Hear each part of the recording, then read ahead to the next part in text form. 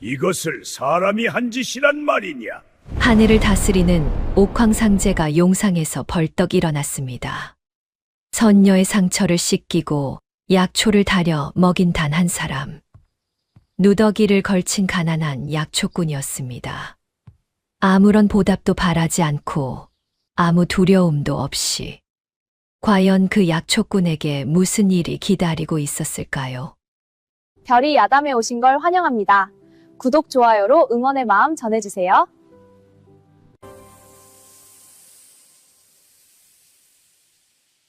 자, 그럼 오늘도 감동적인 옛날 이야기 지금 바로 시작합니다. 옛날 옛적 강원도 깊은 산골, 오대산 자락의 돌이라는 사내가 살고 있었습니다. 오대산은 예로부터 신령한 산이라 불렸습니다. 구름이 거칠 때면 산봉우리 5개가 나란히 하늘을 찌르듯 솟아 있었고, 그 사이사이 계곡에는 사시사철 맑은 물이 흘렀습니다. 봄에는 진달래, 여름에는 짙은 녹음, 가을에는 단풍, 겨울에는 흰 눈. 계절이 바뀔 때마다 산은 다른 얼굴을 내밀었고, 그 얼굴들이 모두 아름다웠습니다. 돌이라는 이름은 어머니가 지어주셨습니다. 돌처럼 단단하게 살아라. 비바람이 와도 눈보라가 쳐도 내 자리를 지켜라. 그 말 한마디만 남기고 어머니는 돌이가 10살 되던 해 세상을 떠나셨지요. 어머니 품에서 마지막으로 들은 그 말이 돌이에게는 평생의 가르침이 되었습니다. 슬플 때도, 고단할 때도, 억울할 때도 돌이는 그 말을 속으로 되새기며 버텼습니다. 돌이의 집은 산 중턱에 외따로 놓인 오두막이었습니다. 방 한 칸, 부엌 한 칸. 아버지도 없었고 형제도 없었습니다. 처마 끝에는 말린 약초 다발이 주렁주렁 매달려 있었고, 마당 한쪽에는 돌절구가 하나 놓여 있었습니다. 절구 옆에는 어머니가 생전에 심어두신 작은 매화나무가 있었습니다. 봄이면 하얀 꽃을 피웠는데 그 꽃을 볼 때마다 돌이는 어머니 생각이 났습니다. 돌이의 하루는 늘 같았습니다. 새벽 딸기 울기도 전에 일어나 지게를 짊어지고 산을 올랐습니다. 칡뿌리, 더덕, 산삼싹, 오미자. 산이 내어주는 것들을 정성껏 케어장에 내다 팔았습니다. 팔고 남은 것들은 약초 항아리에 담아 두었다가 약이 필요한 마을 사람이 오면 내어주었습니다. 돈이 없는 사람에게는 그냥 주었습니다. 그래서 돌이의 주머니는 늘 비어 있었습니다. 마을 사람들은 돌이를 이렇게 불렀습니다. 저 산골 약초꾼. 가진 것 없고 배운 것 없고 혼처 하나 구하지 못한 신세였지만 돌이는 불평 한마디 없이 살았습니다. 그저 산이 좋았습니다. 산이 숨 쉬는 소리가 좋았습니다. 이른 새벽 안개가 골짜기를 채울 때, 바람이 나무잎을 흔들 때, 멀리서 들려오는 새소리가 산을 깨울 때, 그 순간들이 좋았습니다. 그것으로 충분했습니다. 어느 가을날이었습니다. 오대산 아래 마을 장날이었습니다. 장은 열흘에 한 번씩 섰는데 그날은 유독 사람이 많았습니다. 도포를 차려입은 양반들, 저작거리를 오가는 상인들, 아이를 업은 아낙네들. 온갖 사람들이 뒤섞여 북적이고 있었습니다. 돌이가 산 아래 약재상 노인 최영감의 가게에 더덕을 팔러 갔을 때였습니다. 최영감은 이 마을에서 약재상을 40년 넘게 해온 노인이었습니다. 수염이 허옇게 새었고 등이 약간 굽었지만 눈만큼은 아직도 젊은 사람처럼 반짝이고 있었습니다. 최영감은 약재를 살피다 말고 도리를 물끄러미 바라보았습니다. 도리야. 예, 영감님. 내가 산에서 사는 게 몇 해나 됐느냐? 20해가 넘었지요. 그동안 산이 너한테 뭘 줬다고 생각하느냐? 도리는 잠시 생각했습니다. 약초를 주었지요. 먹고 살 양식을 주었고요. 최 영감이 고개를 저었습니다. 그건 내가 가져온 것이고, 영감은 찻잔을 천천히 내려놓으며 말했습니다. 목소리가 낮고 무게가 있었습니다. 산이란 것은 말이다, 도리야. 받은 만큼 돌려주는 법이거든. 무슨 말씀이신지. 내가 산을 아끼고 산을 위해 무언가를 베풀면 산도 반드시 내게 갚는다는 말이다. 산이 은혜를 갚는다고요? 최 영감이 빙긋 웃었습니다. 하늘도 마찬가지고 베푼 것은 반드시 돌아오는 법이야. 하늘은 다 보고 있으니까 어떻게 갚는다는 건지요? 그건 하늘이 정하는 일이야. 사람이 알 수 있는 것이 아니지. 영감은 도리의 손을 한번 내려다보았습니다. 약초 진이 베어 검게 물든 손이었습니다. 도리야, 너는 약초를 팔면서 돈이 없는 사람한테는 그냥 주더구나. 예, 영감님. 왜 그러느냐? 주머니가 비는데. 필요한 사람한테 필요한 것이 가야 맞는 것 아닙니까? 최 영감이 오래도록 도리를 바라보았습니다. 그리고 조용히 고개를 끄덕였습니다. 그 마음이 언젠가 반드시 돌아온다. 하늘은 다 보고 있으니까. 도리는 고개를 끄덕였지만 속으로는 잘 이해가 되지 않았습니다. 산이 뭘 갚아준다는 건지. 영감님도 참 별 말씀을 다 하시네. 그날 도리는 최 영감의 말을 흘려들었습니다. 그것이 자신의 운명을 바꿀 말이었는지도 모른 채로. 도리는 28살이었습니다. 키는 훤칠하고 어깨가 떡 벌어진 사내였지만 얼굴에는 언제나 때가 묻어 있었고 손등에는 약초 진이 베어 검은 얼룩이 가시질 않았습니다. 집시는 헤어져 발이 삐져나올 지경이었고 저고리 소매 끝은 닳고 달아 실이 풀려 있었습니다. 마을 처자들은 도리를 보면 피해 다녔습니다. 산에서 사는 약초꾼이 무슨 난군감이 되겠어. 냄새나는 약초 냄새 맡으며 살고 싶은 사람이 어디 있겠어. 저 사람 재산이 뭐 있다고. 수군거리는 말들이 도리의 귀에 들릴 때도 있었습니다. 도리는 그런 말들을 들어도 웃기만 했습니다. 씁쓸하긴 했지만 어쩔 수 없는 일이었습니다. 혼처야 언젠가 되겠지. 아니면 혼자 살아도 되고. 그렇게 스스로를 다독였습니다. 도리에게는 친한 벗이 하나 있었습니다. 마을 입구에서 엿을 파는 곱새 총각 막동이었습니다. 막동이는 등이 굽어 태어났지만 입담 하나는 천하일품이었습니다. 장날만 되면 막동이 엿 앞에 사람들이 줄을 섰습니다. 엿 맛이 좋아서가 아니라 막동이의 이야기가 재미있어서였습니다. 도리 형, 오늘도 산 다녀왔어요? 그래. 뭐 좋은 거 캤어요? 오미자 좀 됐다. 형은 산에서 귀신 만난 적 없어요? 없어. 거짓말. 오대산에는 귀신이 산다고 다들 그러던데. 도리는 코웃음을 쳤습니다. 귀신은 무슨. 산에는 약초만 있어. 막동이가 눈을 반짝이며 목소리를 낮추었습니다. 형, 근데 있잖아요. 요즘 마을에 이상한 소문이 돌아요. 무슨 소문? 오대산 중턱에 빛이 떨어졌다는 거예요. 보름 전 밤에 하늘에서 뭔가가 떨어졌다는 사람이 셋이나 됐어요. 별똥별이겠지. 별똥별이 그렇게 크겠어요. 골짜기가 환하게 빛났대요. 잠깐이었지만 막동이는 옆판을 내려놓고 도리 곁에 바짝 붙어 앉았습니다. 형, 형은 매일 산에 올라가잖아요. 뭔가 이상한 거 못 봤어요? 못 봤어. 조심해요. 오대산은 신령한 산이라고요. 함부로 다니면 안 된다고 어른들이 그러던데. 나는 20해 넘게 다녔는데 아직 멀쩡해. 에이, 형은 너무 겁이 없어. 도리는 대수롭지 않게 들었습니다.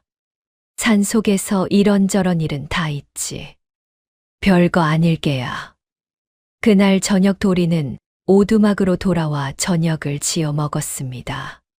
좁쌀밥에 된장국 한 그릇. 가끔은 산에서 캔 더덕을 넣어 죽을 끓이기도 했지만 오늘은 그럴 기운이 없었습니다.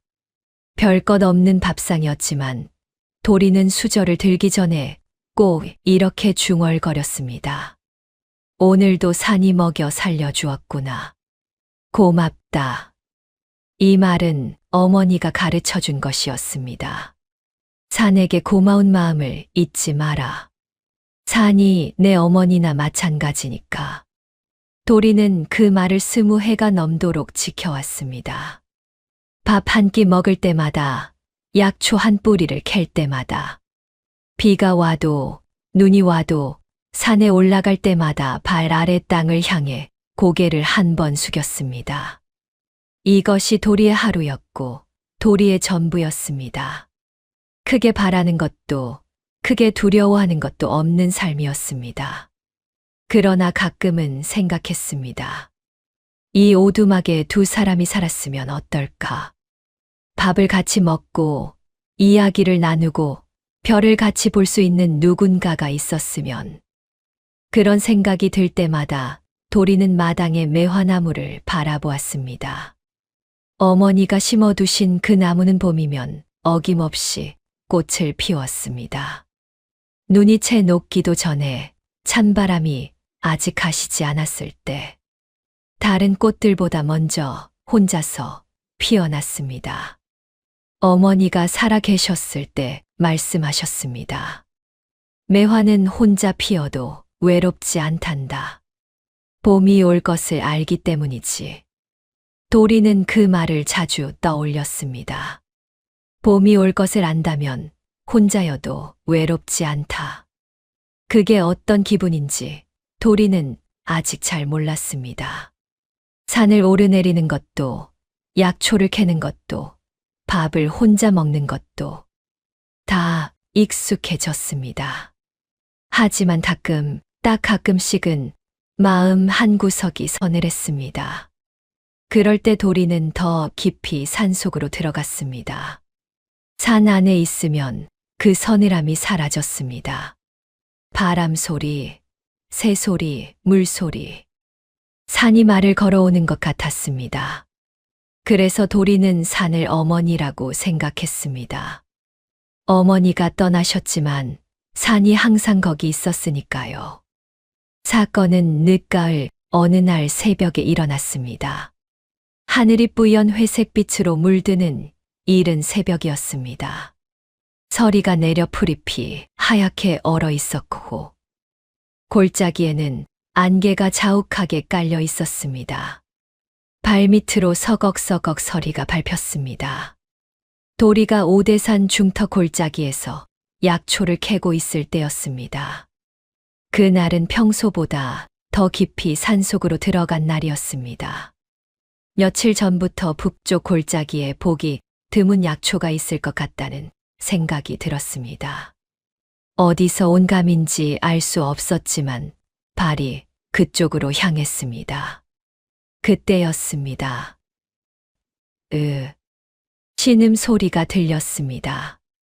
도리는 손을 멈추었습니다. 귀를 기울였습니다. 분명히 사람 소리였습니다. 바람 소리도 짐승 소리도 아니었습니다. 소리가 나는 쪽으로 발걸음을 옮겼습니다. 바위 뒤편이었습니다. 도리는 눈을 의심했습니다. 바위 뒤에 여인이 쓰러져 있었습니다. 나이는 20살 남짓. 하얀 비단 저고리를 입고 있었는데 왼쪽 어깨 부분이 새빨갛게 물들어 있었습니다. 피였습니다. 어깨에서 흘러내린 피가 바위를 타고 흘러 땅을 적시고 있었습니다. 더 이상한 것은 여인의 머리카락이었습니다. 칠흑같이 검은 머리카락이 바람에 흩날리고 있었는데 그 끝에서 희미한 빛이 새어나오고 있었습니다. 등불빛도 아니고 별빛도 아닌 그 무엇이라 말하기 어려운 빛이었습니다. 도리는 멍하니 서 있었습니다. 여인이 가느다란 목소리로 중얼거렸습니다. 살려 주세요. 그 한마디에 도리는 정신을 차렸습니다. 도리는 여인 곁에 쪼그려 앉았습니다. 어깨에 상처가 깊었습니다. 무엇에 베인 건지 알 수 없었지만 예사 상처가 아니었습니다. 날카로운 것에 베인 것 같기도 하고 무거운 것에 짓눌린 것 같기도 했습니다. 어떻게 된 사람이지? 이 산중에 여인이 혼자. 도리의 머릿속에 막동이의 말이 떠올랐습니다. 보름 전 밤의 하늘에서 빛이 떨어졌다는 거예요. 등줄기에 소름이 돋았습니다. 이 여인이 아니다. 그럴 리가 없다. 사람이잖아. 분명히 사람이야. 그런데 왜 머리카락에서 빛이 나는 거지? 아니야. 내 눈이 이상한 거야. 안개가 짙으니까 그렇게 보이는 거야. 하지만 이상한 점은 한두 가지가 아니었습니다. 이 깊은 산 중에 이런 고운 비단옷을 입은 여인이 혼자 있다는 것. 머리카락 끝에서 빛이 난다는 것. 어디서 온 사람인지 종잡을 수 없다는 것. 그리고 무엇보다 이 서리빨 추위의 발에 아무것도 신지 않고 있다는 것. 도리는 망설였습니다. 데려가면 안 되는 거 아닐까? 이게 혹시 귀신 아닐까? 아니면 요괴거나. 막동이가 오대산에는 귀신이 산다고 했는데. 하지만 귀신이 이렇게 피를 흘리나. 여인이 다시 신음했습니다. 춥습니다. 너무 춥습니다. 입술이 파랗게 질려 있었습니다. 몸이 미세하게 떨리고 있었습니다. 도리는 입술을 깨물었습니다. 귀신이든 뭐든 지금 죽어가고 있잖아. 그는 여인의 몸을 조심스럽게 들어 올렸습니다. 놀라울 만큼 가벼웠습니다. 마치 손뭉치를 아는 것 같았습니다. 오두막까지는 반 시즌 거리였습니다. 도리는 여인을 등에 업고 산을 내려오기 시작했습니다. 그런데 마을로 가다 멈추었습니다. 마을로 데려가면 마을 사람들이 모여들 것이다. 이 여인이 어디서 온 누군지 알 수 없는데 함부로 알려도 되는 건지. 사람들이 겁을 먹거나 이상한 소문을 낼 수도 있고. 직감이었습니다. 이 여인을 함부로 드러내서는 안 된다는 느낌. 설명할 수는 없었지만 그 느낌은 분명했습니다. 도리는 방향을 틀었습니다. 오두막으로 향했습니다. 오두막에 도착한 도리는 여인을 아랫목에 뉘었습니다. 불을 피웠습니다. 상처를 살폈습니다. 어깨 깊숙이 베인 상처였습니다. 도리는 약초 항아리를 뒤졌습니다. 300초, 지황, 봉출. 지혈에 쓰는 약초들을 꺼내 빻았습니다. 빻은 약초에 물을 조금 섞어 반죽을 만들었습니다. 상처에 약초즙을 바르고 깨끗한 천으로 감쌌습니다. 그러고는 약초를 달인 물을 떠다 조심조심 입 안에 흘려 넣었습니다. 처음 한 모금은 넘어가지 않았습니다. 두 번째에서야 겨우 넘어갔습니다. 여인의 숨소리가 조금씩 고르게 되었습니다. 도리는 뒤로 물러나 앉았습니다. 그제야 여인의 얼굴을 제대로 볼 수 있었습니다. 입이 떡 벌어졌습니다. 눈썹은 먹으로 그린 듯 진하고 눈동자는 가을 하늘처럼 맑았습니다.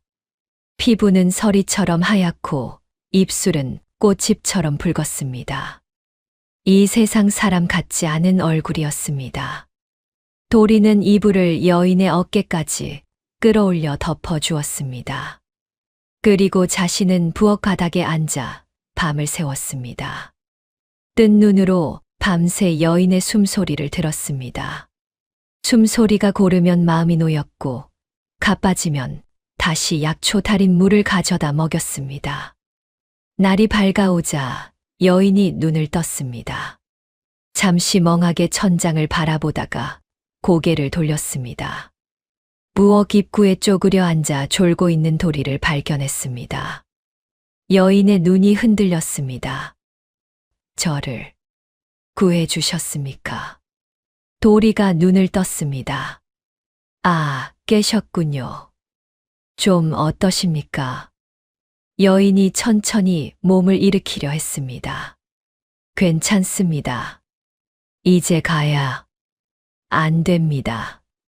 도리가 단호하게 말했습니다. 상처가 깊습니다. 최소 사흘은 쉬셔야 합니다. 여인이 도리를 바라보았습니다. 왜 저를 데려오셨습니까? 무서우셨을 텐데요. 도리는 머리를 긁적였습니다. 뭐가 무서운지는 모르겠고요. 사람이 쓰러져 있으면 데려오는 게 맞지 않습니까? 여인의 눈가가 미세하게 떨렸습니다. 감사합니다. 도리는 대수롭지 않게 고개를 끄덕였습니다. 일어나셔서 죽이라도 한 그릇 드십시오. 약도 먹어야 하고. 그날부터 도리는 여인을 돌보기 시작했습니다. 스스로 결정한 일이었습니다. 두렵지 않았다면 거짓말이겠지만 도리는 한 번 마음을 먹으면 물러서지 않는 사람이었습니다. 아침 저녁으로 약초를 다려 먹였습니다. 상처를 소독하고 붕대를 갈았습니다. 끼니를 챙겼습니다. 그것이 전부였습니다. 여인은 자신의 이름을 채아라고 했습니다. 어디서 왔는지, 무엇 때문에 다쳤는지는 말하지 않았습니다. 도리도 묻지 않았습니다. 말하고 싶을 때 말씀하시면 됩니다. 그 한마디의 채아는 오랫동안 아무 말도 하지 않았습니다. 하지만 그 말이 채아를 편안하게 해준 것 같았습니다. 처음에는 굳어있던 어깨가 조금씩 내려앉았습니다. 이틀이 지났습니다.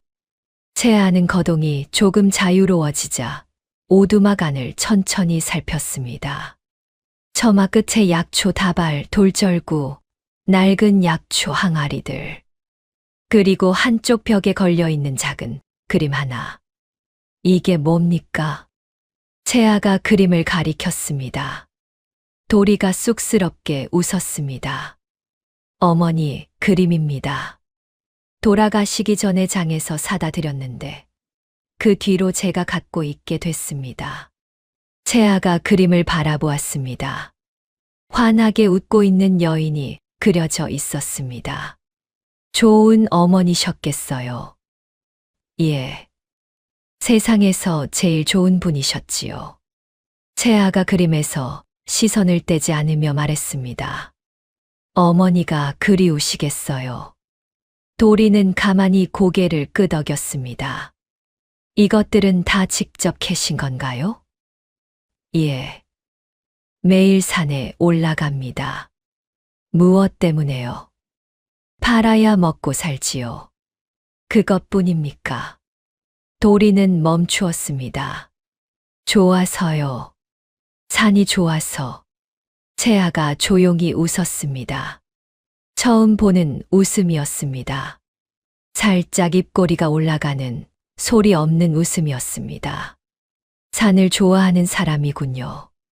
산이 저를 키워주었으니까요. 채아는 창밖에 오대산을 바라보았습니다.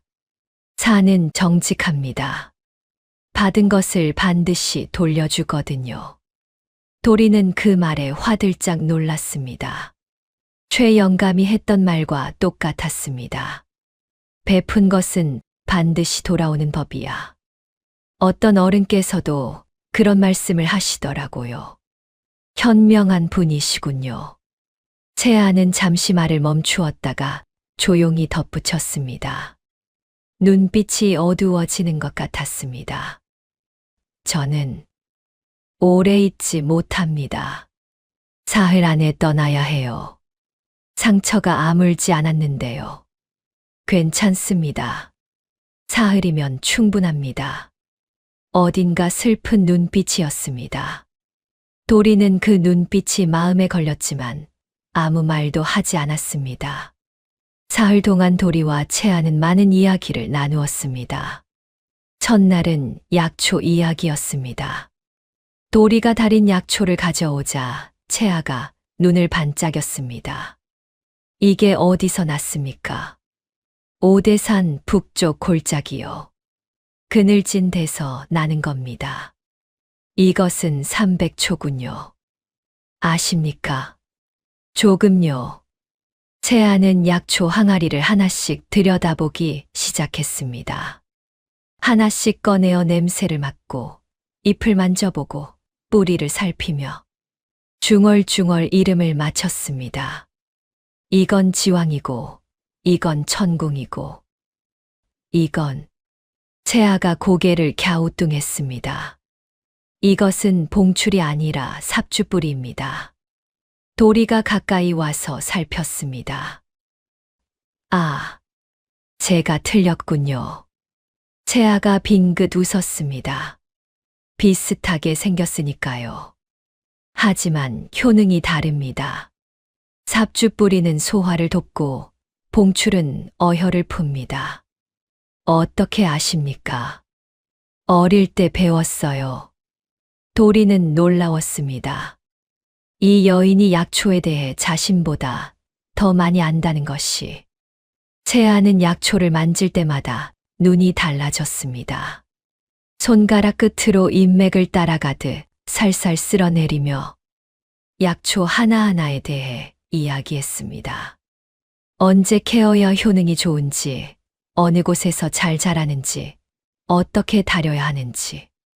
도리는 귀를 쫑긋 세우고 들었습니다. 20년 넘게 약초를 캤지만 모르는 것들이 너무 많았습니다. 이 오미자는 신맛과 단맛이 함께 납니다. 5가지 맛이 있어 오미자라 하지요. 5가지 맛이 다 난다고요? 천천히 씹어보세요. 도리가 오미자를 하나 집어 천천히 씹었습니다. 정말이네요. 달고, 시고, 쓰고, 짜고 떫은 맛까지 납니다. 신기하다. 채아가 웃었습니다. 산속 오두막에서 들리는 그 웃음소리가 도리는 좋았습니다.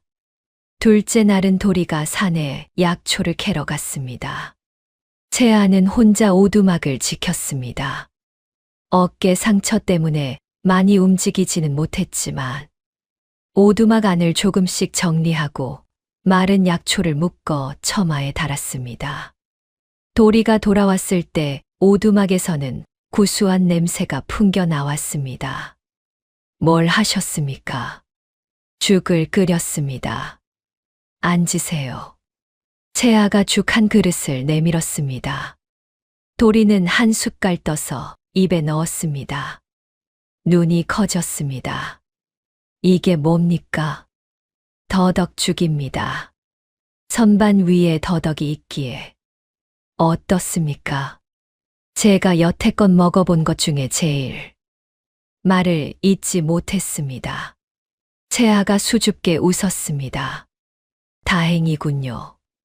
도리는 그 죽을 3그릇이나 먹었습니다. 생전 처음으로 누군가가 차려준 밥상이었습니다. 어머니가 돌아가신 뒤 10여 년 넘게 혼자 밥을 지어 먹었습니다. 맛이 없어도 짜도 싱거워도 불평 없이 먹었습니다. 하지만 지금 이 죽은 달랐습니다. 맛이 좋아서만은 아니었습니다. 누군가 자신을 위해 만들어 주었다는 것이 달랐습니다. 눈시울이 붉어졌습니다. 왜 그러십니까? 아니요. 맵나요? 산에서 바람을 많이 맞아서요. 채아는 더 묻지 않았습니다.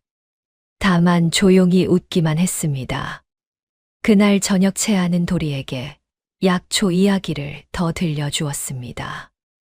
어떤 병에 어떤 약초를 써야 하는지, 약초를 섞었을 때 조심해야 할 것들, 독이 되는 풀과 약이 되는 풀을 구별하는 법. 도리는 나뭇가지로 흙 위에 받아 적었습니다. 글을 제대로 몰랐기 때문에 그림으로 그렸습니다. 채아가 웃으며 그림 옆에 이름을 써주었습니다. 이건 글을 아십니까? 조금요. 가르쳐 주실 수 있습니까? 사흘 안에 다 가르쳐 드리기는 어렵지만 채아가 잠시 생각하다가 말을 이었습니다. 가장 중요한 것들만요. 그날 밤 오두막 안에서 채아는 도리에게 글자를 가르쳤습니다. 등잔 불빛 아래 채아가 한 글자씩 써주면 도리가 따라 썼습니다. 도리의 손은 약초 캐는데 익숙해 글쓰기에는 서툴렀습니다. 삐뚤삐뚤한 글씨를 보고 채아가 웃었습니다. 도리도 웃었습니다. 오두막 안이 따뜻했습니다. 도리는 그날 밤 오랫동안 잠을 이루지 못했습니다. 부엌 바닥에 누워 천장을 바라보았습니다. 채아가 써준 글자들이 눈앞에 어른거렸습니다. 삐뚤삐뚤하게 따라 썼던 자신의 글씨도 이제 내 이름 석자는 쓸 수 있겠구나. 그렇게 생각하니 가슴이 이상하게 두근거렸습니다. 28배를 살면서 한 번도 글을 배운 적이 없었습니다. 배울 기회도 없었고 배울 사람도 없었습니다. 그런데 오늘 처음으로 누군가가 자신을 위해 시간을 내어 주었습니다. 이 사람은 대체 어디서 온 사람이지? 궁금했습니다. 하지만 물어볼 수 없었습니다. 묻지 않겠다고 스스로 다짐했으니까요. 다만 한 가지는 알 것 같았습니다.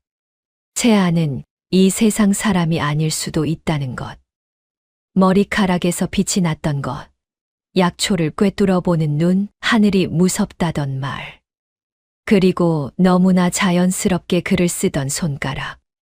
그래도 괜찮다. 사흘만 있다 가겠다고 했으니까.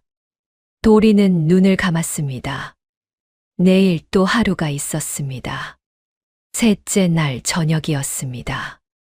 도리와 채아는 오두막 마당에 나란히 앉아 하늘을 바라보았습니다.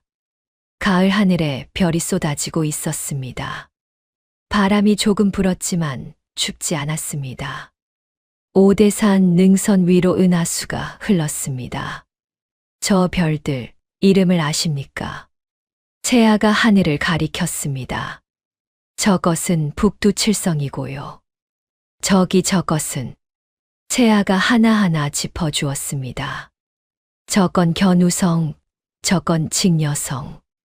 저 두 별은 은하수를 사이에 두고 1년에 한 번 7월 칠석에만 만난다고 하지요. 칠석 전설을 알고 계시는군요. 오래된 이야기지요. 하지만 틀린 것도 있어요. 무엇이요? 사람들은 이 두 별이 헤어져 산다고 슬퍼하는데 채아가 말을 멈추었습니다. 사실은 매일 밤 같은 하늘 아래 있습니다. 그것도 가까이요. 다만 사람들이 그 거리를 멀다고 느끼는 것뿐이에요. 도리는 그 말의 뜻을 잠시 곱씹었습니다. 저는 하늘이 무섭습니다. 채아가 갑자기 말했습니다. 도리가 고개를 돌렸습니다. 하늘이요? 채아가 입술을 꼭 다물었습니다. 아무것도 아닙니다. 잠시 침묵이 흘렀습니다. 채아 씨. 도리가 조심스럽게 불렀습니다. 예. 꼭 가셔야 합니까? 채아가 하늘을 바라보며 대답하지 않았습니다.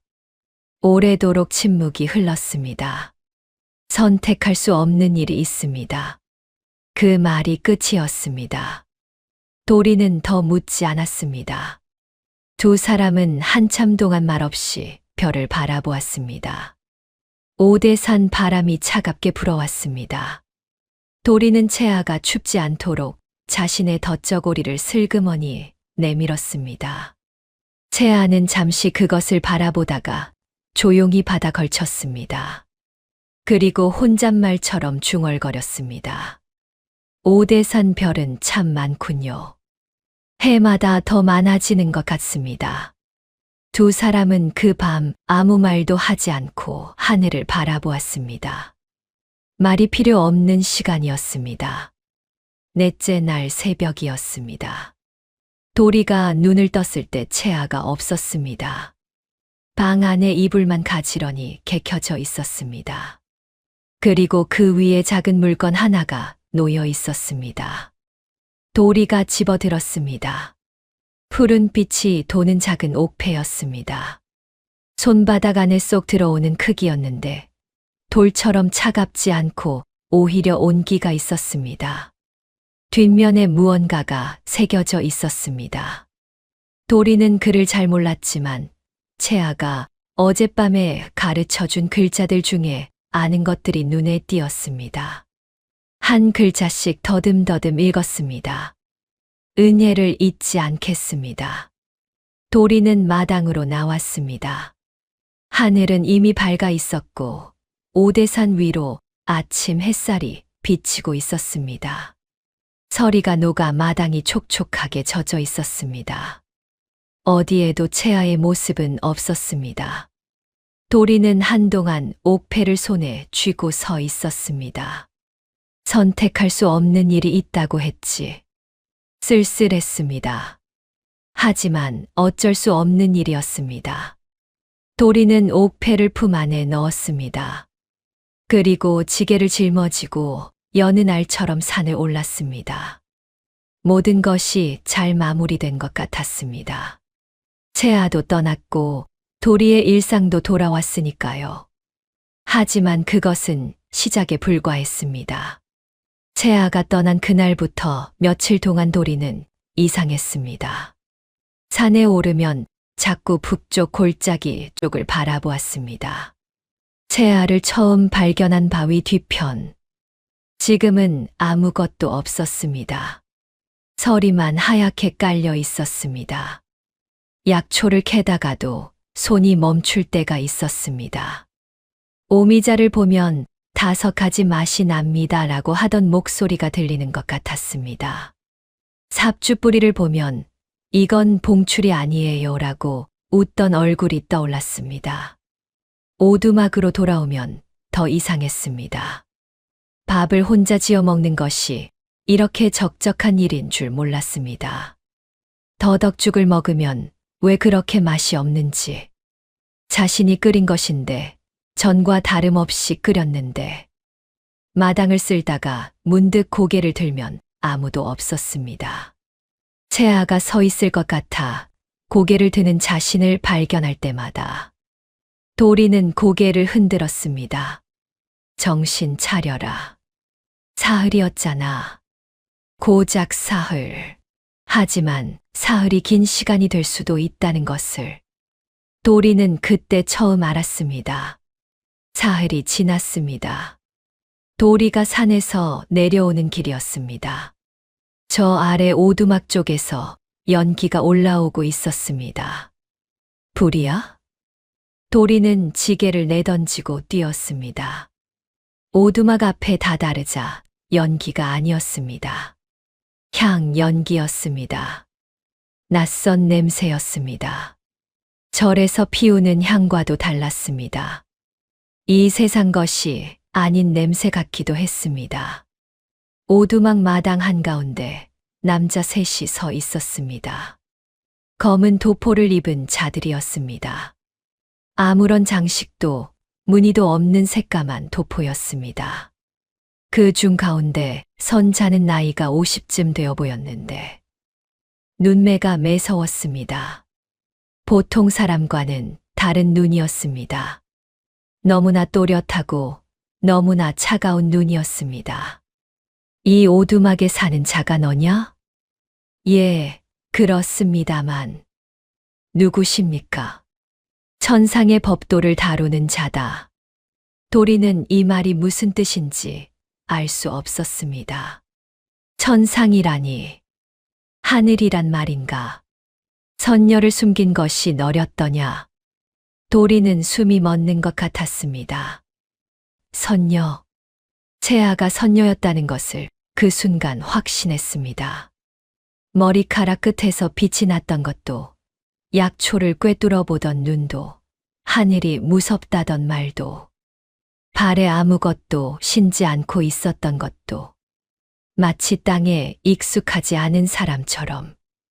모릅니다. 도리는 담담하게 대답했습니다. 남자의 눈빛이 날카로워졌습니다. 발뺌하지 마라. 다친 선녀를 사흘 동안 이 오두막에 숨겼다는 것을 우리는 이미 알고 있다. 사람이 쓰러져 있기에 데려와 치료해 드렸을 뿐입니다. 그것이 죄다. 인간이 천상의 존재에게 함부로 손을 대는 것은 허락되지 않았다. 도리가 인상을 찌푸렸습니다. 쓰러진 사람을 살리는 것이 죄가 됩니까? 남자가 싸늘하게 웃었습니다. 인간의 법도로는 그렇지 않겠지. 하지만 천상의 법도는 다르다. 남자가 손을 들자 하늘에서 바람이 일었습니다. 도리의 머리카락이 거세게 흩날렸습니다. 이 오두막을 불태워라. 두 남자가 오두막으로 다가갔습니다. 도리가 앞을 막아섰습니다. 안 됩니다. 비켜라. 못 비킵니다. 어머니가 남기신 집입니다. 남자가 눈을 가늘게 떴습니다. 감히 천상의 명을 거스르겠다는 것이냐. 도리는 물러서지 않았습니다. 발 아래 땅을 꽉 밟고 서서 두 팔을 벌렸습니다. 그 순간 남자가 손을 들었습니다. 보이지 않는 힘이었습니다. 도리의 몸이 허공으로 붕 떠올랐습니다. 그리고 마당 저편으로 내던져졌습니다. 쿵! 도리는 땅에 내동댕이 쳐졌습니다. 갈비뼈에 통증이 왔습니다. 하지만 일어섰습니다. 이를 악물고 천천히 일어섰습니다. 내 놈은 참으로 고집스럽군. 남자가 다시 손을 들었습니다. 이번에는 더 강한 힘이었습니다. 도리는 담벼락에 부딪혔습니다.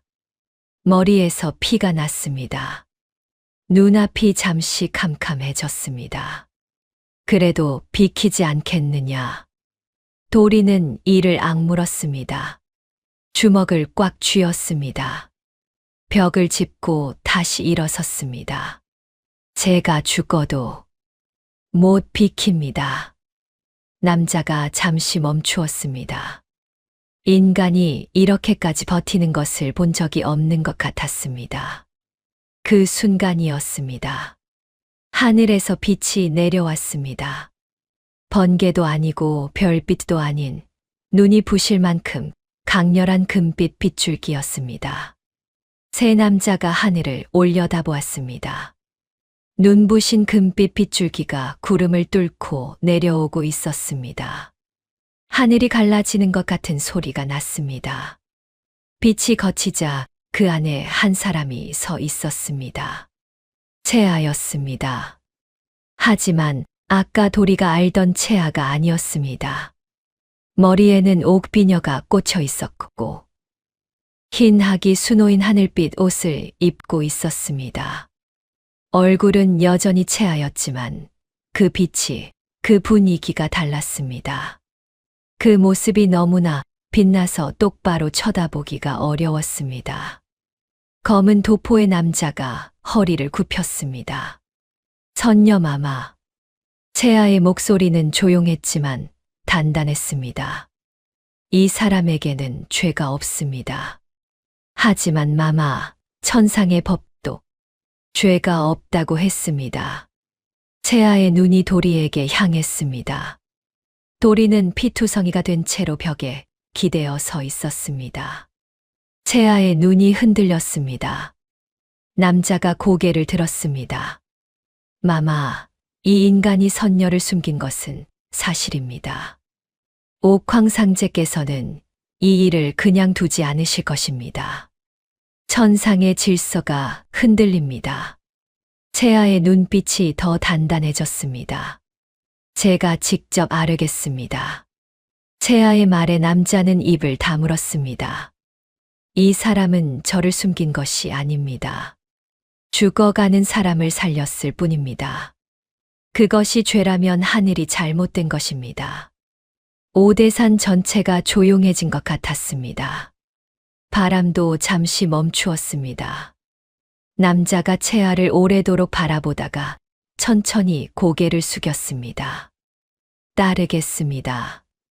세 사람은 그렇게 사라졌습니다. 향 연기도 함께 사라졌습니다. 마당에는 도리와 채아만 남았습니다. 채아가 도리 곁으로 다가왔습니다. 많이 다치셨습니까? 도리가 쓴웃음을 지었습니다. 이 정도야 산에서 넘어지는 것보다 낫습니다. 채아가 손을 들었습니다. 그 손이 도리의 이마에 닿자 따뜻한 빛이 번졌습니다. 상처가 사라졌습니다. 갈비뼈의 통증도 없어졌습니다. 몸이 가벼워졌습니다. 선녀이셨군요. 도리가 조용히 말했습니다. 채아는 대답하지 않았습니다. 그러니 가셔야 했던 거겠지요. 채아가 고개를 끄덕였습니다. 그리고 오늘 다시 왔습니다. 두 사람은 잠시 아무 말도 하지 않았습니다. 마당에는 설이 녹은 자국이 남아 있었습니다. 기울어가는 오후 햇살이 오두막 처마 끝을 비추었습니다. 처마에 걸린 약초 다발이 바람에 살랑거렸습니다. 도리는 채아를 바라보았습니다. 하늘빛 옷을 입고 있었지만 눈빛은 사흘 전 그대로였습니다. 오미자를 씹어보라고 웃던 그 눈. 더덕죽을 내밀며 수줍게 웃던 그 눈. 무섭지 않으십니까? 채아가 고개를 갸웃했습니다. 무엇이요? 저 때문에 천상에서 문제가 생기는 것 아닙니까? 제가 원인이 됐는데. 채아가 천천히 고개를 저었습니다. 그렇지 않습니다. 제가 땅에 떨어진 것이 시작이었고, 당신은 쓰러진 사람을 살렸을 뿐입니다. 잘못이 있다면 그건 저에게 있는 겁니다. 그래도 당신은 아무것도 잘못하지 않았습니다. 채아의 목소리가 단호했습니다. 도리는 더 말을 잇지 못했습니다. 채아가 오두막 처마 끝에 약초 다발을 바라보았습니다. 사흘 동안 잘 지내셨습니까? 저 떠난 뒤로. 도리는 잠시 망설였습니다. 예, 잘 지냈습니다. 짧은 침묵이 흘렀습니다. 채아가 작게 웃었습니다. 거짓말인 것을 알고 있다는 듯한 웃음이었습니다. 도리도 알았습니다. 채아가 말을 이었습니다. 저는 천상으로 돌아가야 합니다. 하지만 그 전에 드려야 할 말씀이 있어서요. 도리는 가만히 기다렸습니다. 저는 옥황상제의 막내 선녀입니다. 보름 전 밤에 하늘에서 땅으로 떨어진 것은 제 실수였습니다. 구름 위에서 발을 헛디뎌서요. 그래서 다치셨던 겁니까? 예. 땅으로 떨어지면서 바위에 어깨를 부딪혔습니다. 그 상태로 혼자 하늘로 올라가려면 사흘이 걸리는데 기력이 없어서 그마저도 어려운 상황이었습니다. 다행히 당신이 저를 발견해 주었습니다. 도리는 고개를 끄덕였습니다. 그리고 그 사흘이 참으로 귀한 시간이었습니다. 채아가 도리를 바라보았습니다. 마주친 눈이 한동안 떠나지 않았습니다. 하지만 이제 정말 가야 합니다. 오늘 해가 지기 전에 돌아가지 않으면 천상의 문이 닫힙니다. 도리는 하늘을 올려다보았습니다. 해가 서산으로 기울고 있었습니다. 오대산 능선이 황금빛으로 물들었습니다. 알겠습니다. 짧은 대답이었습니다.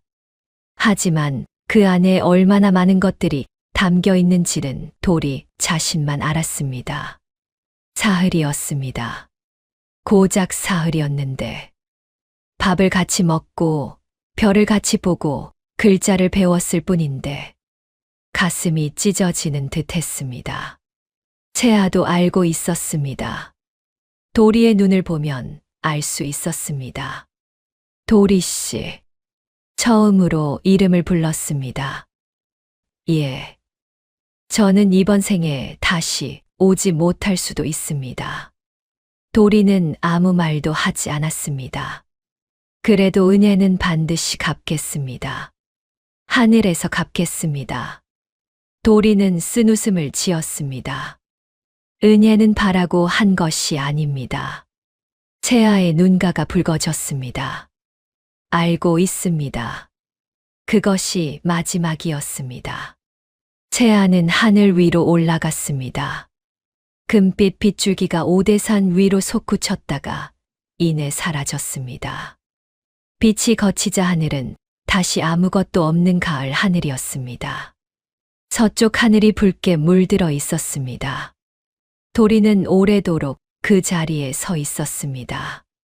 그날 밤은 유독 어두웠습니다. 별도 없었습니다. 구름이 하늘을 가득 덮어 달조차 보이지 않는 밤이었습니다. 도리는 오두막 안에 홀로 앉았습니다. 아궁이의 불도 떼지 않았습니다. 밥도 먹지 않았습니다. 차가운 바닥에 그냥 앉아 있었습니다. 채아가 개어둔 이불이 그대로 방 한켠에 있었습니다. 더덕죽 냄새가 아직도 오두막 안에 남아있는 것 같았습니다. 그저 착각이겠지만 도리에게는 느껴졌습니다. 어머니 그림이 벽에 걸려 있었습니다. 어둠 속에서도 환하게 웃고 있는 것 같았습니다. 도리는 품 안에서 옥패를 꺼냈습니다. 은혜를 잊지 않겠습니다. 잊지 않겠다고 했지. 그게 무슨 소용이야. 하늘과 땅 사이에 무슨 길이 있다고. 처음으로 산이 원망스러웠습니다. 처음으로 자신의 신세가 서러웠습니다. 가진 것도 없고 배운 것도 없고 산에서 약초나 캐는 사람이 그 사람이 선녀인지 알았다면 처음부터 나서지 말았어야 했나. 아니었습니다. 그런 생각이 드는 자신이 오히려 싫었습니다. 눈물이 볼을 타고 흘러내렸습니다. 한참을 그렇게 앉아 있었습니다. 창밖 어딘가에서 올빼미 소리가 들렸습니다. 산이 잠들지 않고 있었습니다. 그때 문득 생각났습니다. 최영감의 말이었습니다. 베푼 것은 반드시 돌아오는 법이야. 하늘은 다 보고 있으니까. 도리는 멍하니 앞을 바라보았습니다. 그리고 채아가 했던 말이 겹쳐 들렸습니다. 산이란 것은 받은 만큼 돌려주는 법입니다. 도리의 눈이 번쩍 뜨였습니다. 아, 그 순간 깨달았습니다. 나는 지금 무엇을 원하는 거지? 은혜를 돌려받고 싶은 건가? 아니었습니다. 도리가 채아를 데려온 것은 보답을 바라서가 아니었습니다. 더덕죽을 먹으며 눈시울을 붉혔던 것도, 덧저고리를 내밀었던 것도, 그냥 그 사람이 좋았습니다. 곁에 있는 것이 좋았습니다.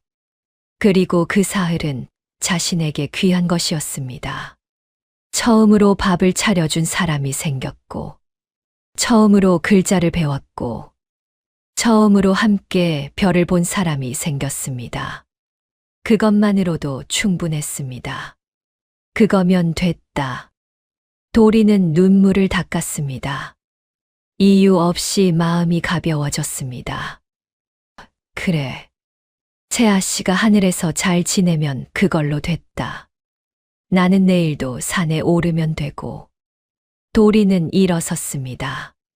뒤늦게 아궁이에 불을 지폈습니다. 밥을 안 쳤습니다. 그리고 밥상을 받으며 중얼거렸습니다.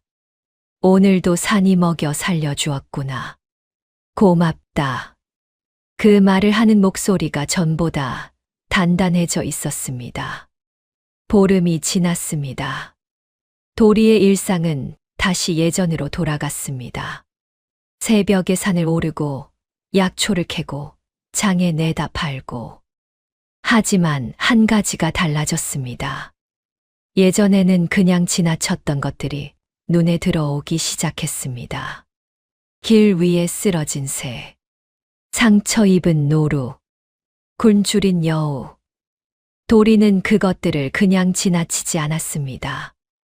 약초로 상처를 치료해주고 먹을 것을 남겨두고 내려왔습니다. 사람들도 마찬가지였습니다. 장에서 돈이 없어 울상인 아낙네에게 약초를 그냥 쥐어주었습니다. 겨울이 다가오는데 땔감이 없는 집 앞에 산에서 가져온 나무를 쌓아두었습니다. 막동이가 물었습니다. 형, 요즘 왜 그래요?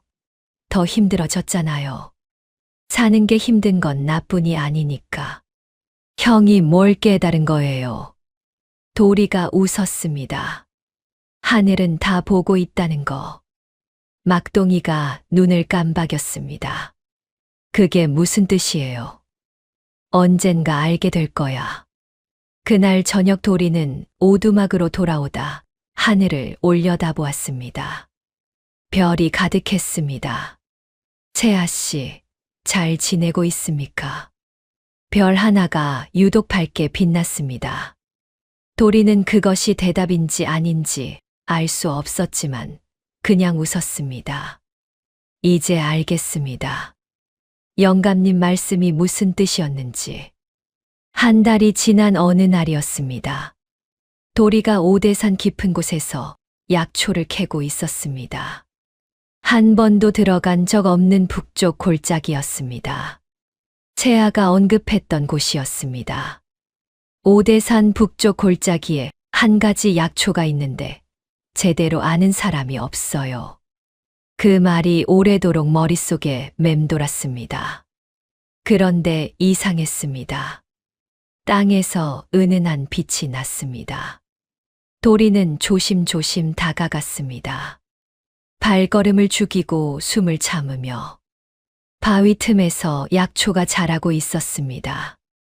잎이 5갈래로 갈라져 있고 뿌리에서 희미한 빛이 났습니다. 뿌리가 사람 모양으로 생겼습니다. 손이 2개, 발이 2개, 머리가 하나. 도리는 숨을 멈추었습니다. 이것이 무엇인지 알 수 없었습니다. 하지만 채아가 했던 말이 생각났습니다. 그 약초는 죽어가는 사람도 살릴 수 있습니다. 도리는 조심스럽게 약초를 캤습니다.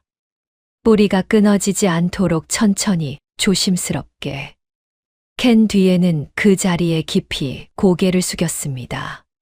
산에서 귀한 것을 가져갈 때 도리가 늘 하는 인사였습니다. 장에 내려온 도리는 최영감 가게로 들어갔습니다. 최영감이 약초를 보자마자 의자에서 벌떡 일어났습니다. 찻잔을 바닥에 떨어뜨릴 뻔했습니다. 이것이 어디서 났느냐? 오대산 북쪽 골짜기에서요. 오대산에 이게 있었다고? 최영감의 손이 떨렸습니다. 눈에 눈물이 고이는 것 같았습니다. 도리야, 이것은 천산삼이다. 도리는 처음 듣는 이름이었습니다. 천산삼이요. 하늘의 산삼이라는 뜻이다. 100년 만에 한 번 나온다는 약초야. 이걸 찾는 사람이 있다. 한양의 대감마님 댁에서 수십 년째 찾고 있거든. 따님이 오랜 병으로 자리에 누워 있는데 이것만이 약이 된다고 했어. 그 분이 아직도 찾고 계십니까? 그렇다. 대감마님이 직접 방을 붙여놓았어. 이걸 구해오는 사람에게는 상을 내리겠다고. 도리는 잠시 생각했습니다. 제가 직접 가져다 드려도 되겠습니까? 물론이지. 도리야, 이것 하나면 내 평생 먹고 살 돈이 나온다. 도리가 고개를 저었습니다. 돈을 바라고 가는 것이 아닙니다. 아픈 사람이 있다니까요. 최 영감이 도리를 바라보았습니다. 그리고 조용히 고개를 끄덕였습니다. 그래. 내가 그런 녀석이지. 한양은 멀었습니다. 도리는 닷새를 걸어서 대감댁 앞에 섰습니다. 대감댁은 99칸 기와집이었습니다. 대문부터 달랐습니다. 기와가 겹겹이 얹혀 있고 문 앞에는 하인들이 늘어서 있었습니다. 하인들이 도리를 위아래로 훑어보았습니다. 해진 집신, 낡은 저고리, 때 묻은 얼굴. 이런 누더기 차림의 약초꾼이 무슨 보리리요. 천산삼을 가지고 왔습니다. 하인들이 비웃었습니다. 천산삼이라고 수십 년째 찾지 못한 것을 이 산골 약초꾼이 거짓말도 수준이 있어야지. 어서 꺼지시오. 대감마님 시간을 낭비하게 하지 말고. 그때 안채에서 목소리가 들렸습니다. 들여보내라. 나이 지긋한 대감이 나왔습니다. 백발의 주름이 깊었지만 걸음걸이는 단단했습니다. 도리가 약초를 내밀었습니다. 대감의 눈이 커졌습니다. 이것이 진짜 천산삼이구나. 대감의 손이 떨렸습니다. 눈가에 물기가 번졌습니다. 어서 의원을 불러라. 지금 당장. 천산삼 달인 물을 딸에게 먹이자 3일 만에 딸의 병색이 가시기 시작했습니다. 5일째에는 자리에서 일어나 앉을 수 있었습니다. 열흘째에는 마당에 나와 햇볕을 쬐 수 있게 되었습니다. 대감이 도리를 불렀습니다. 내 덕에 딸의 목숨을 구했다. 원하는 것이 있으면 말하라. 도리는 잠시 생각했습니다. 오대산으로 돌아갈 노잣돈이면 충분합니다. 대감이 웃었습니다. 참으로 욕심 없는 사람이로구나. 그것으로는 부족하다. 내 이 마을 초입에 약방 하나를 내어주마. 약초도 대주겠다. 사람을 살리는 일을 계속해라. 대감마님, 저는 거절하지 마라. 사람의 목숨을 살리는 약초꾼이 산속 오두막에만 있어서는 아까운 일이다.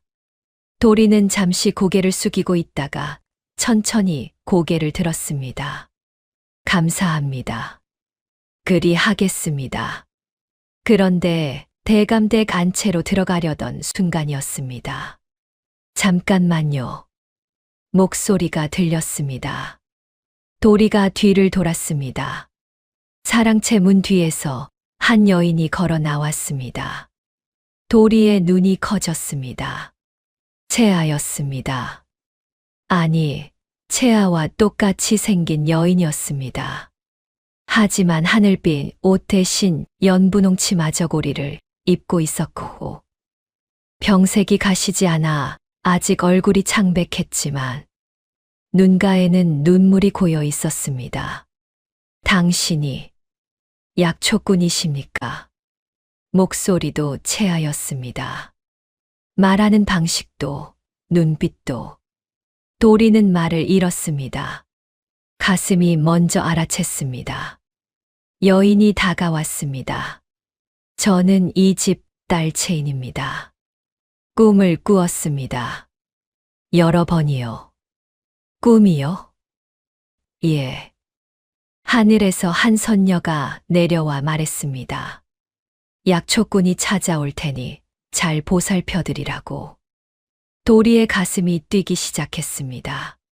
심장이 빠르게 뛰어 귀까지 들릴 것 같았습니다. 선녀가 뭐라고 하던가요? 채인이 미소 지었습니다.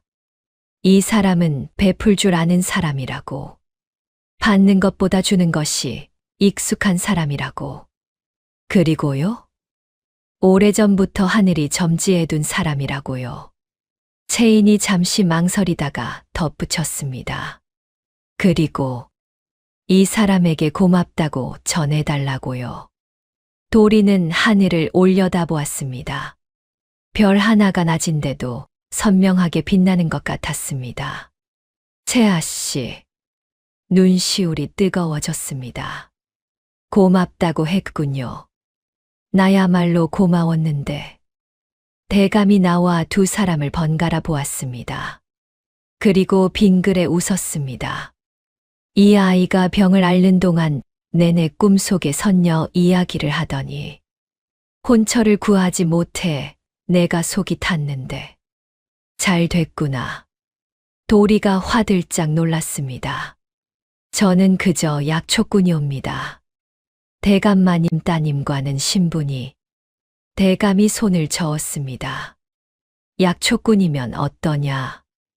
딸아이의 목숨을 구했고 욕심 없는 사람이며 하늘이 점지해 줬다는데 내가 거절할 이유가 없지.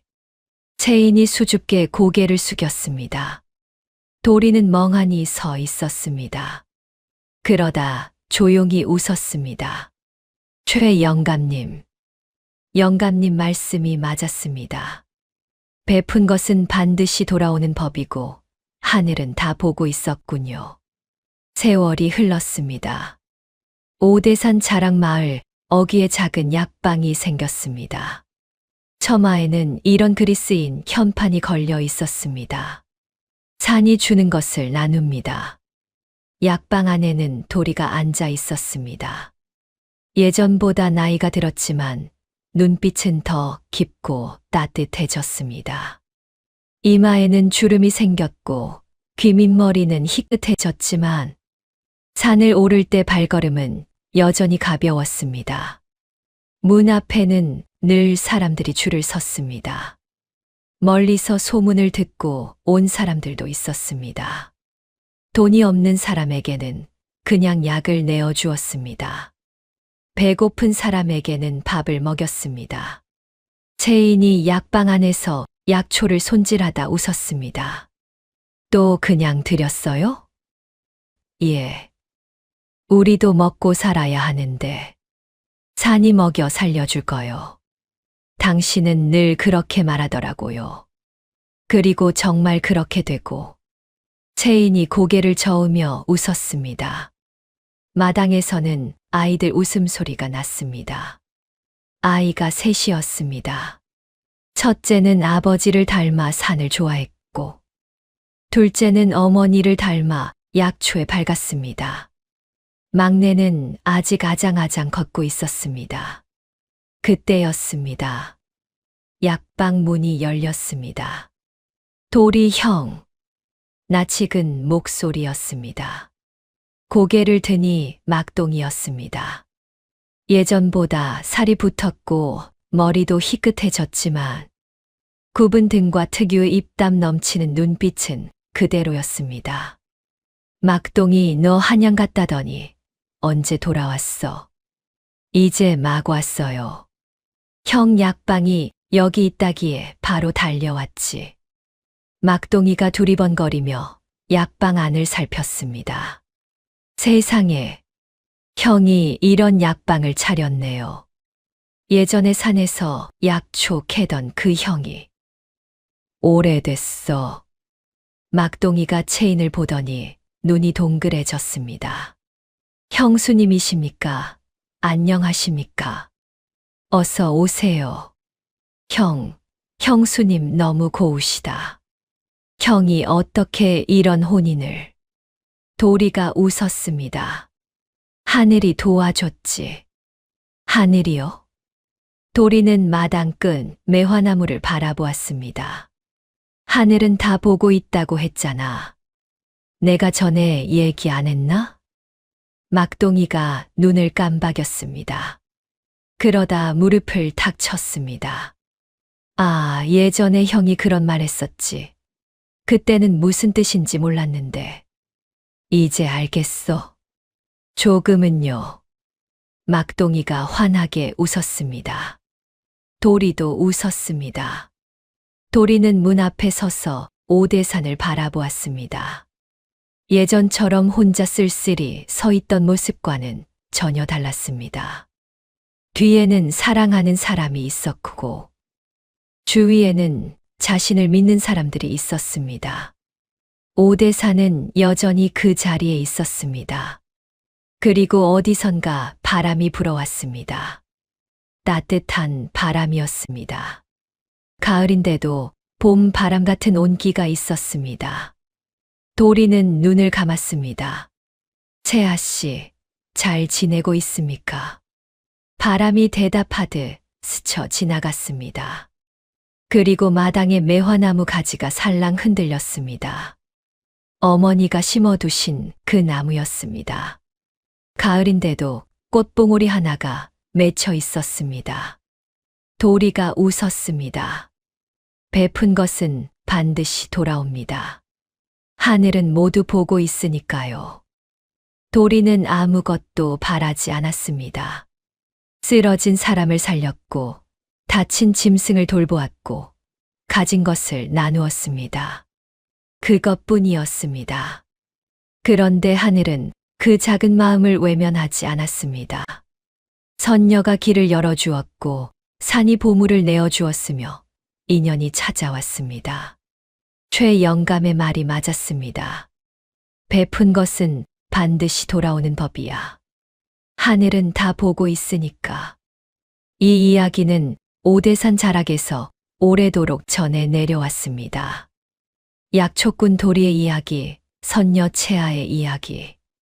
하늘과 땅 사이에 놓인 짧고 아름다운 인연의 이야기로 사람들은 오대산 북쪽 골짜기에서 오늘도 이따금 빛이 난다고 합니다. 아마도 채아가 내려다보고 있는 것이겠지요. 잘 살고 있는지, 잘 베풀고 있는지, 오늘도 어딘가에서 도리와 같은 마음으로 살아가는 분들이 계실 겁니다. 그 마음이 반드시 빛을 발하기를 바랍니다. 다음 영상을 빠르게 만나보시려면 구독과 좋아요를 눌러주세요. 별이 아담의 더 재미있는 영상들도 함께 해주세요. 지금 어디에서 듣고 계신지 댓글로 남겨주시면 계시는 곳에 행복을 가득 보내드리겠습니다. 감사합니다.